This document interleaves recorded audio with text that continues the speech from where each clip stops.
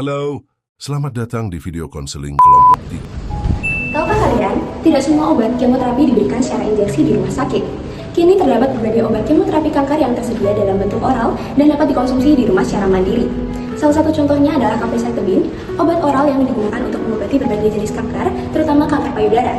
Capecitabine bekerja dengan cara menghambat pertumbuhan sel kanker setelah berubah menjadi zat aktifnya yang bernama 5-fluorouracil di dalam tubuh. Namun kemudahan ini datang dengan tanggung jawab yang besar pula, karena dikonsumsi secara mandiri di rumah tanpa pemantauan langsung dari tenaga medis. Pemahaman pasien mengenai cara penggunaan, pemantauan efek samping, dan juga waktu untuk konsultasi dengan dokter menjadi kunci penting dari keberhasilan dan juga keselamatan dari terapi ini. Melalui konseling yang komprehensif, apoteker mampu memastikan bahwa pasien dan juga keluarganya dapat menjalankan terapi secara mandiri dan juga percaya diri. Mari kita simak simulasi konseling mengenai penggunaan kemoterapi oral capecitabine. Selamat tidur, silakan duduk.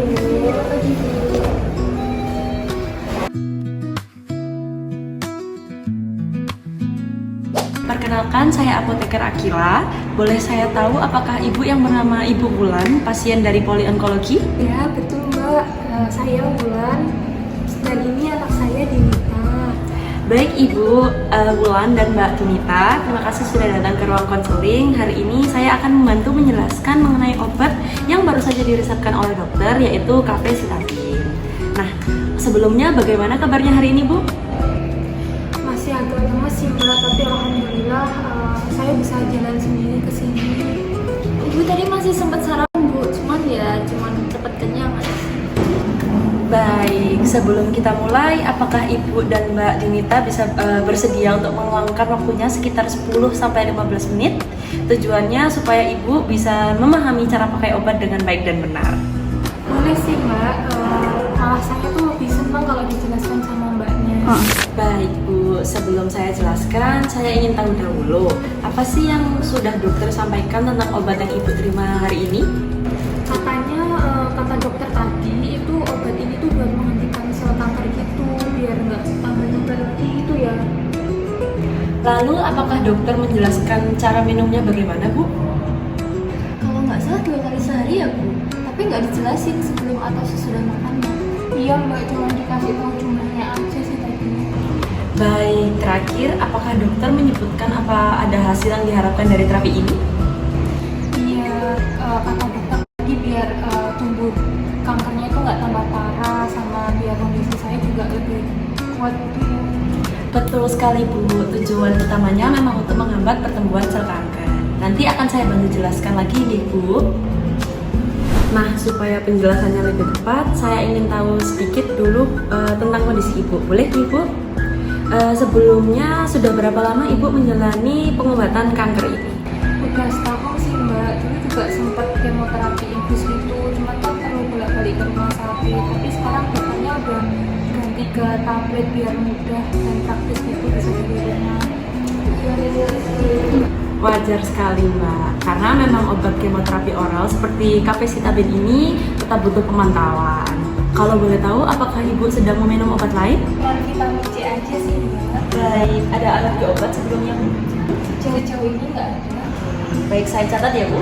Baik Bu, sekarang saya jelaskan ya tentang obat yang Ibu terima dari dokter supaya Ibu tahu cara pakai dan hal-hal yang penting yang perlu diperhatikan. Capecitabine ini adalah obat kemoterapi oral yang berfungsi untuk membantu menghambat pertumbuhan dan penyebaran sel kanker.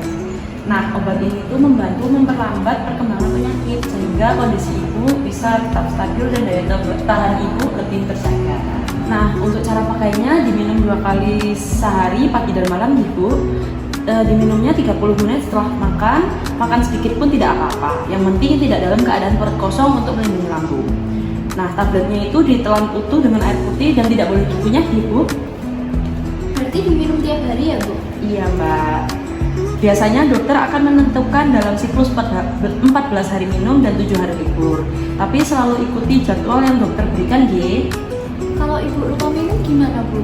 Kalau baru ingat saat, segera minum. Tapi kalau sudah mendekati jadwal berikutnya, lewati saja dosis yang terlewat. Jangan sekali-sekali mengadakan dosis karena bisa meningkatkan efek samping yang berbahaya.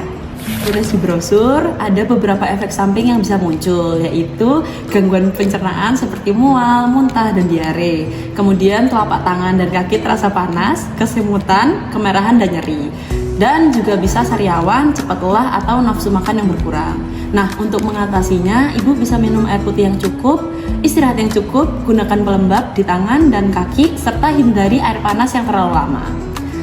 Segera lapor ke dokter jika mengalami diare, muntah terus-menerus, terus demam hingga 38 derajat Celcius, sariawan atau luka di mulut yang menyulitkan makan atau minum, kemerahan, lepuh, atau nyeri hebat di telapak tangan dan kaki.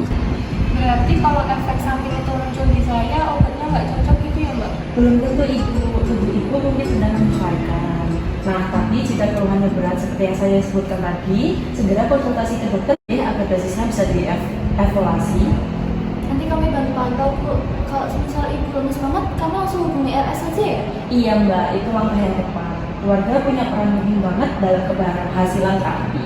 Untuk penyimpanan, kapasitabin sebaiknya disimpan di suhu ruang, tempat kering dan jauh dari jangkauan anak-anak nggih Bu. Juga jangan dicampur dengan obat lain dalam satu wadah. Nah, hindari penggunaan obat herbal atau suplemen tanpa izin dari dokter atau apoteker. Bahkan vitamin C yang Ibu sebut tadi harus dikonfirmasikan ke dokter lebih dahulu karena bisa mempengaruhi kinerja obat. Obat ini juga tidak boleh digunakan oleh ibu hamil atau menyusui. Siap Bu, nanti saya yang bantu menyimpan dan mengingatkan Ibu. Terima kasih Mbak Dinita. Dukungan keluarga seperti ini tuh sangat membantu pasien agar bisa segera sembuh. Oh iya, selain minum obat, ibu juga perlu menjaga pola hidup sehat ya. Makan makanan yang bergizi, banyak sayur, buah, istirahat yang cukup, hindari stres, dan jangan sampai kelelahan ya. Iya Mbak, tapi coba saya atur lagi pola makannya yang teratur. Nanti saya bantu buatkan vitamin ambil minum obat yang juga Bu. Bagus sekali Mbak, itu bisa membantu ibu untuk terapi dan disiplin. Nah, sebelum Ibu dan Mbak Dinita pulang, saya ingin memastikan kembali apakah penjelasan saya tadi sudah jelas. Nah, supaya tidak ada yang terlewat, mungkin Ibu bisa ceritakan kembali bagaimana sih cara minum obat kapasitabin ini? Baik, dari penjelasannya Mbak Ina tadi, kapasitabin itu diminum 2 kali sehari, pagi dan malam, 30 menit setelah makan, diminum utuh dengan air putih, dan kalau nanti lupa minum, jangan double dosis. Kalau efek samping muncul, segera lapor ke dokter. Baik Bu dan Mbak Dinita, terima kasih dia sudah meluangkan waktunya untuk konseling hari ini. Semoga pengobatannya lancar dan segera membaik gitu. Nanti kalau ada keluhan bisa segera lapor ke dokter ya. Terima kasih ya Mbak atas penjelasannya, saya jadi lebih tenang. Terima kasih banyak juga Ibu, kami jadi lebih tenang sekarang. Sama-sama, sehat selalu, hari-hari berjalan ya. Terima kasih.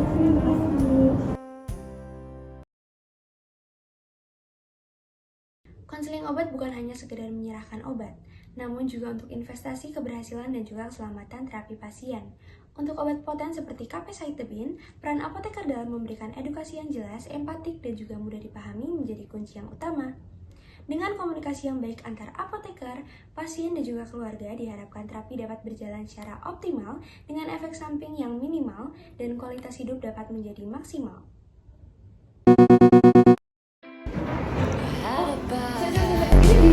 Dari pasien onkologi, pasien makan